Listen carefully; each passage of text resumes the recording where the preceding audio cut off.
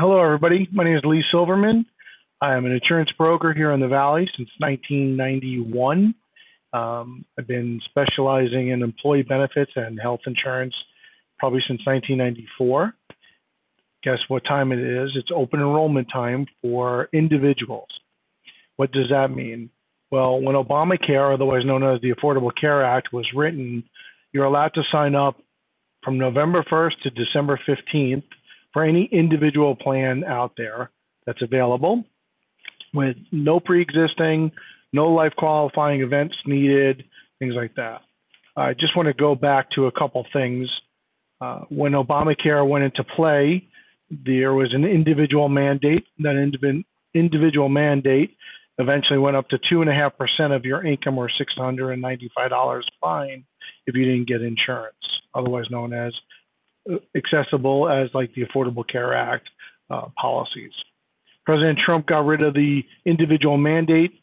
Some states are making you still get insurance or pay a fine. Arizona does not have an individual mandate, so there's more options for people, as well as President Trump expanded the short-term policies that Obama went back to 3-month policies. Now you can even get a short-term health insurance policy up to 3 years with a carrier. So in the state of Arizona, you can go through the exchange, off the exchange with companies, as well as short-term insurance. A lot of times I'm talking more short-term insurance for those that do not qualify for any subsidy, because short-term insurance is going to be a lot cheaper. You can have larger deductibles, larger out-of-pocket maximum, which means what? Rates will go down. You don't need maternity coverage. For instance, I have 2 boys, one's 23 and one's 20-year-old. Even though they're on my health insurance today, why would I want to pay for maternity coverage for them on an individual plan when I can put them on a short-term plan and not get fined anymore? So that's just kind of giving everybody a little spiel on things like that. I'm going to try to share my screen. I don't do this too often, so if I don't, I apologize. Okay, so I see screen share, but I have no idea what I'm doing here. So bear with me. How do I put something? How do I open up something? Just open what you need and put it on your main screen there. All right. So hopefully this will work. Does this show up? It's a grid that says Maricopa County Hospitals. Does it work? Yep. Yep. All right. So in Arizona, there are 6 companies that are offering individual insurance for the state in Maricopa County. United Healthcare is the 6th one, but they're not working with brokers. They're doing a small HMO policy as well. All carriers, all individual carriers, besides the short-term insurance, are HMOs. That's number one. An HMO usually consists of, I have to choose a doctor, get a referral to see a specialist. These 5 carriers, which are Better, which used to be Health Net, Blue Cross Blue Shield, Bright Health, Cigna, and Oscar Health, are companies that work with brokers like myself. Better is probably the largest company here in the Valley that offers individual insurance. All policies out of network or out of state stink. For instance, my son, who plays baseball at the University of New Mexico, I could not put him on these policies because they're not covering him there. But it just shows you, for instance, like Blue Cross Blue Shield, they're geared for those who are going to get subsidies. So they're mainly putting the plans for our Gilbert Chandler area than Scottsdale, for instance. So if you look, here is Honor Health. As you see, Honor Health, John C. Lincoln, Scottsdale, Shea, Blue Cross is not with them. Does that make sense to everybody? All right. So as you see, Better is probably the largest network. Cigna also has their clinics, but I'll tell you, I like the company called Oscar Health as well. When I price it out there, Oscar Health has been extremely competitive. Google owns 10% of their company, so they're extremely user-friendly with the computers more than anybody else. They offer a plan with $3 prescriptions, which is great out there. And all these policies are going to give you telemedicine, especially now with what's going on in this world. Telemedicine is going to be available to everybody at usually no cost, unless someone's on an HSA, which is called a health savings account. I'm on an HSA myself. As you see here, Mayo Clinic is not contracted with any of the carriers out there for individuals. Okay, does that make sense to everybody? All right. So one of the things that people ask is, well, why would I go through the exchange? Well, if you qualify for what is called government subsidy, if I make between 138% and usually about 250%, then I'm going to receive government subsidy, which means they're going to assist and pay part of my health insurance premium. I did myself and my family, just to give you an idea in quoting, and my insurance is going to be between $1,600 and $2,500 a month because of two 53-year-olds and having a 23-year-old and a 20-year-old. Well, I make more than the 250% subsidy allowance, which would help pay for part of my premium. The problem with the Affordable Care Act, and those who always complain, what is Trump doing and then this and that, what is illegal was not just the subsidies, but the cost sharing. Cost sharing meant that the government would assist paying some of the premium on copays, your deductible. It was not going to say, hey, we're going to help pay your premium, but they put that in at the 25th hour after it was passed. And that is the problem with the Affordable Care Act. And so if anybody has any questions, why is it possibly going to go in front of the Supreme Court? That's the reason. It's not the mandate, because again, the mandate, it was changed. It was originally said a tax, and then the Supreme Court said, no, it can't be a tax. So there was a fine. But here, as a family of four, if you make between 138%, which is $36,000, and $65,500, it's a great thing for you, because the government's going to be picking up probably 50 to 75% of your premium. And it also will assist for those who have deductibles, and the deductibles are going to be high at, say, $8,000, and it depends on what your income is, but it'll probably pick up about 70% of your deductible as well. If your income is in between the 100 and 138%, well, guess what? You don't get qualified for any subsidy, and you need to go to the access through the state of Arizona. If you're over 400%, your income, you're not going to receive any subsidy as well. Does that make sense to everybody? Can I ask a question? When you say over 400%, Yeah. over 150, over, what is that over? Is there Okay, so unfortunately you can't see the chart here, Lori. So for instance, a family of four, if someone makes, as a family of four, if they make, say, $35,000 a year, they don't qualify for any government assistance through the Affordable Care Act. They have to go to through the state, which is Access here in Arizona. I see your chart. So it says like four people, 138%. It says the number 36,156. Yes. Right. So what is that number? Is that your salary? That's your adjusted gross income. And that could be a combination of two people's income or one person's income. So if you're a family of four and your adjusted gross income is 36,156, then you get subsidized? That's correct. And if a company doesn't offer you health insurance, which I'm going to go over in a second. Now, if you're over let's say $105,000, if you're self-employed, or your company doesn't offer you health insurance, well, then you're not going to receive any subsidy at all. So I gave an example of my premium. My family, just assume it would be $2,500. I'd be paying $2,500. Now, why did I just say if your employer doesn't offer insurance?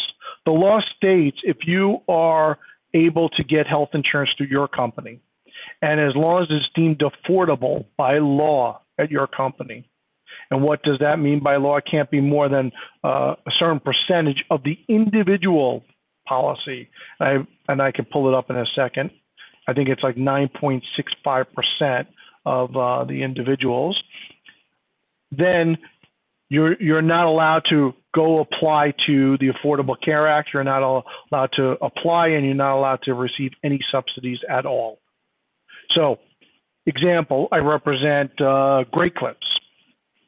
They offer health insurance, and it's deemed affordable by law to the individual. They're not allowed to put their children on and get subsidies through the exchange, or otherwise known as the marketplace. Does that make sense? So what happens is, unfortunately, if they do, and there's people that will, they're going to owe that money back, plus penalties, plus interest. It might not be in a year, it might not be in 2 years, but they will get caught. I have assisted, as Michelle showed before, with a bunch of hats. Well, I wear a lot of hats. And when a client of mine sends me a bill for $3 million based on the Affordable Care Act, because you're basically guilty before you're proven innocent, then the client has to go back to the government and state, well, we offered the following people insurance on these days. They chose not to sign up. Even though that person is no longer working at that group, then guess what happens to that individual? The government sends them a bill for the money that they paid for those people. So it's a complete cluster as it is. But there's some good things about the Affordable Care Act. Wellness is covered with your premium. It's not free. You're paying for it in premium, but you can go get your wellness done. Women OBGYN, men prostate exam, your lipids, as long as it's coded as wellness, it's covered at 100%, no charges. Now, if you go in for a second lipids test done, for instance, I have a heart condition and they have to do it twice a year on me, the second test is not done for free. All pre-existing is covered. Obviously, that's a big topic.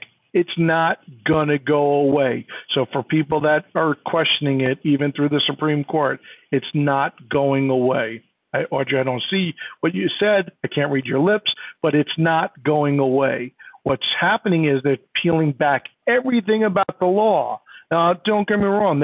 We don't know what the new stuff is, but they're not pulling back anything with pre-existing conditions.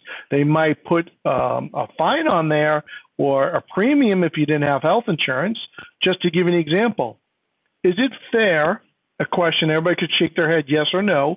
Is it fair that Sean offers insurance to his employees today, and Susie, who declined it a month ago, find out she's pregnant, can she just sign up whenever she wants to? Simple question, yes or no? The answer is no. She has to have what is called a life qualifying event. This was done before Obamacare. This was done before the Affordable Care Act.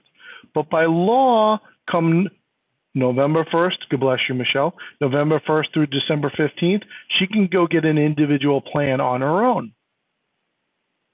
And it'll cover maternity. So let's say she gives birth. And in January, she gives birth. And then, God forbid, there's the child's born with a heart condition, or there's $1 million surgery, and she's out of the hospital in February. She can cancel February 1st.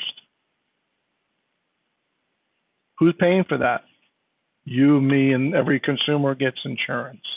So that's a little bit of the Affordable Care Act. I would like to talk about short-term insurance for a second. Short-term insurance will probably reduce premium by 30 to 50%. But it's not guaranteed for everybody. There's a few questions, usually 5, and one of them is a very simple question. Question is, basically, have you been hospitalized in the last 5 years? If you state yes, besides a normal childbirth, you're probably going to be an automatic decline for short term. So I just had a doctor who makes about $3 million a year. He's a member of DC Ranch's Village, by the way. I'm not going to state who it is, right? But he just canceled his 4-person group health plan for January 1st. He's like, why am I paying $30,000 for my family when I can get a short-term policy for $600? Now, granted, he got a $10,000 deductible, 50-50 coverage. His out-of-pocket could be $15,000, but his feeling was, based on his own needs, it made more financial sense than paying for his group, which was about $600 an employee that he was paying. Well, I explained to him he can't write off the premium, number one. Number two, he can't advertise he's offering group health insurance, right? because if someone like myself who wanted to go work for him, I would be an automatic decline. If I just come over, say in March, I can't get the individual insurance what's offered because it's not a life qualifying event unless I left my job that offered benefits, and it has to be done within 30 days of that change, and you have to prove it. You can't just take someone's word. Well, that's why you offer group health insurance. As a broker who offers group health insurance, as a broker who represents about 3,000 active employees on benefits, a broker who works about with 15,000 employees across the country, and I still don't know how to really use Zoom. We offer benefits. We offer a benefit website for our groups starting January 1st. Sean will provide an HR company for free for you. They're not going to hire and fire people, but you're allowed to go into their system, pull up everything you need to know, including, by the way, if someone said to Sean today, I want to go vote, you have to give them 3 hours of paid time right now, today, to go vote. And our HR company provides that to you and sends it to you, or you can pull it up every single day, as well as the ERISA documents. Well, what does that mean? There's ERISA documents that every group plan has to offer. One of our benefits that we're providing to everybody at their renewal is a company thing called Summary Plan Description, and otherwise known as an SPD. For Michael Cohen, it's not called an STD, it's called an SPD. SPD, usually no one cared about. Well, under Obamacare, unfortunately, the lawyers care about, because usually what happens is when someone gets into a car accident, they're going to bill first your car insurance. Well, a lot of times they're going to say who's going to cover it, the health insurance or the car insurance. And what do they ask for? An SPD. Nothing else. They don't ask for, let me see your benefits, let me see this. They want to see your SPD, because if it's offered through a company, health insurance, they're going to want to know who gets paid first. Either the insurance company, the car, or here the benefit company. And that's when an SPD at least protects the employers that shows that. We're providing that at no charge for our clients. When back in the day we started working with companies, we would charge about $1,500 for that. So as I always have told people, I'm not going to hound anybody for insurance. This is what I do. I've been doing it for 20-something years. I am a benefit specialist, but I also do individual insurance as well as life, disability, dental insurance. We offer everything. I don't handle anything to do with property and casualty, as everybody knows. We used to have a partner, Greg Bond, in the group.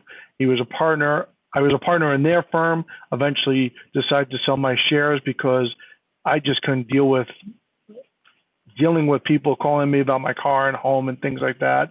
But benefits, I could tell you now, we could provide anybody and anywhere in the country except Hawaii, because they're their own state for insurance.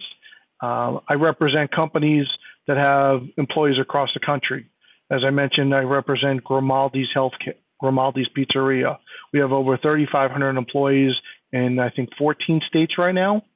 And my largest client is a doctor group. Right now they're in 8 states, and they're going to double in size in the next 12 months. So we're here to help a group of large groups as well as small groups. 2-person group will help, will assist, but at times we might have to go the individual route because it might be more beneficial. As a broker, I don't want to be on the individual plan because I want to have a larger network of doctors, so I'll pay more premium for that. But I want to protect myself and my family as the best I can, especially being a heart patient. Having a large network is very important to me and my family. So, okay. Now, I rambled on for about 7 minutes or 6 minutes. Take any questions that anybody has. So let me know. Yeah, Hey, Lee, I have a, Go ahead. Sean first. all right, I have a question for you. Yesterday, I got like a package that looked like it was about 75 pages long with renewal information. What do I do with that? Well, it's so funny. I got it too in an email, and I was going to email you after this meeting and say, let's schedule a time to go over it. You have your 75-page packets because of the carrier we have you with. They're usually not 75 pages. So I'll email you. I believe Fridays is usually your best day to do administration, and maybe we can just set up a time to talk over the phone, or you can come by my office. I'm lonely. No one's here. So, all right. All right. Carrie, you're next. Yeah, hey Lee, both political parties say they have a plan for health insurance moving forward. One is more maybe socialized medicine. One is creating more competition and things of that nature. Do you know where are we headed with this? Because everybody's paying a lot of money and sometimes they're just not getting the quality care.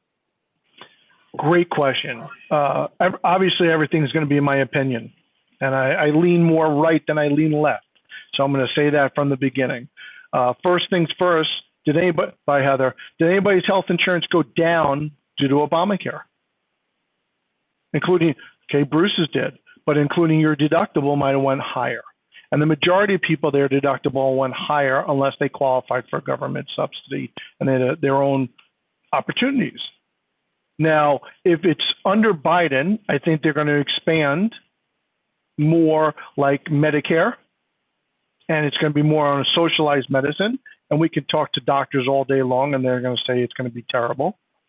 Under Trump, what he has done is he got rid of the individual mandate. What he has done is expanded across state lines. What he has done is allowed association health plans, which is getting extremely popular. What I mean by that is, so if Bruce is involved with the IT Association in Arizona, he could be part of the IT Association health plan. So there are things that are happening. I don't know what's going to happen with Trump saying, well, we got this, this, and this. We don't know. Nothing has been presented except what he has been doing, including lowering prescription costs. I could tell you now, diabetes prescription has gone down, and it will get down in 2021. He has gone common sense here. I mean, I'm not a Bernie fan, but why can I go to Canada and get prescriptions cheaper than I can come in New York, which is on the border, let's just say, and get a prescription, right? Which is more expensive. So Trump has allowed the governors to start buying prescriptions, and that's more for the Medicare to start, but I think that's going to happen throughout everything. So I would tell you this, more and more companies are going to be able to cross state lines. Starting probably in March or April, there's a company called Oscar Health, which has done here in individuals, are going to start offering group health insurance. So I truly believe that, again, I'm more right than I'm left, but I believe that Trump's policies is more good for competition. Biden's policies is more government controlled. So I hope that I answered you the best I can there. Okay. Next question. Audrey. Hi, I got a letter from United Healthcare, Optum Financial. It was a certified letter. It was like in July, saying they're going to offer something called a doctor's health plan. Is that Oscar? No, it's called the Doctors Network. So that's United Healthcare on their group health insurance. It's a smaller network. So group insurance, for instance, I'm on Blue Cross Blue Shield here in Arizona, in Maricopa County. They have what is called the Alliance Network, and they also have their statewide network. And if they're a large group, which is 50 or more employees, you can pay a little extra, and you could also receive the Mayo Clinic in there. United Healthcare, their group health insurance, they have Choice Plus. They have Navigate, which is their HMO and no banner. And now there's a new network called the Doctor Network, which is a smaller network. Obviously, smaller networks means what? Lower premium. So you pay for the larger networks. As I said to you before, individuals out there, individual plans, they're all going to give you small networks. And they're all HMO policies. Some of them are open access HMO, which means what? I don't have to choose a doctor to get a referral, but I have to stay within the network. There's no out-of-network benefits at all. And my Part next two of the question? my Yeah. next question. I was told also that from a federal employee that both Optum and Blue Cross Blue Shield are starting a tiered provider system, tier 1, tier 2, tier 3. What do you know about that? United Healthcare has been doing it now for 2 years. Depending on which network they have, again, it's price-wise, it's mainly affecting the specialist copays. So if you have a doctor that does A, B, C, D, E, F, G, H, I, J, K, your copay is going to be, say, $50. And if your one doctor does only A, B, and C, your copay is going to be $100. So that's more from an employee paying. I can't tell you from the back end what the requirements are. Anybody else have any questions? Lori? Yeah. So for a while there, you weren't working with individual people. You're just working with companies, but now you're back to working with individuals. Yeah. So what happened was in 2014, when Obamacare went into effect, when it actually went into effect, not when it was written, we had about 6 companies out there, including Blue Cross Blue Shield, and they allowed the same network you could have as a group plan. I basically had about 750 individuals in the 6-week period of time. What happened was in 2016, all the carriers went away, except HealthNet, otherwise known as Ambetter. I chose not to have a contract with them because I didn't want to get paid at 1%. They offered a contract to like 5 brokers here in town, and I chose not to be one of those 5 because, not to be rude, but I deal with individuals, but I don't want to deal with people with subsidies because then they're asking me tax questions a lot, and I don't really know that. I'm not an accountant. Here's the information. If you can apply and get it, why not? But now, as you see, there's about 5 carriers out here. So I'm going to help those employees or individuals. We offer anybody when they terminate and they leave a company, we try to reach out to those employees that say, here's your options, short-term, individual, COBRA. Now, with that said, I don't think many people are going to take advantage of COBRA because why would they if they can get individuals or they can maybe get subsidies? But I do work with individuals. We're not geared to market for them. I'm not going to, send 1,000 emails out. I'm not going to sit in front at a Walmart and help people when they come in and say you want insurance. But if someone contacts me, I can assist them. With that said, I'm not charging them a fee. I know other brokers that are charging them a $200 to $300 fee just to sit down with them, but I'm not going to do that at this time. So to be honest, I even get paid better on the individual market than I do on small groups. Okay. So it's crazy, but the only thing I'm going to say is if anybody does want assistance, tell them to reach out to me. If they call me on December 14th, I'm probably not going to assist them because it ends on December 15th. And what I mean by that is that means they have to sign up. And what happens usually what happens is someone's calling me on December 15th at 10 o'clock at night. Can you help me? And, it's just not worth it, not after 20-something years. So there's a thing called accountability, and they need to get accountability for themselves. So anybody else have a question? Well, that was pretty simple. I hope I didn't confuse too many people. Bottom line, at the end of the day, we can help everybody here in Maricopa County, anybody outside of Maricopa County, or excuse me, let me rephrase that. I can help anybody in Arizona. The individual market, I will not help anybody outside of Arizona, like in California. I have helped one person. He is my cardiologist, and his son's in California. I'll bend over backwards for that gentleman. But anybody else, not really. Groups, I can help anybody anywhere in the country, especially today with technology. I am doing a meeting, first meeting I've done, actually speaking at a group on Thursday, which I'm shocked that they want to do it, but whatever, I'll do it. But otherwise, we have a benefit website we provide to our clients if they want to take advantage of that at no charges. We do open enrollment that way. We provide everything with technology based. It's pretty simple. We just have to do our stuff on the back end. So other than that, I wish everybody the best. I wish everybody candidate wins regardless, left or right, as long as it's not Kanye West, Michael Cohen. And, you know, and that's about it. Just please do me a favor. Go out and vote so no one can complain. So. Thank you, ladies.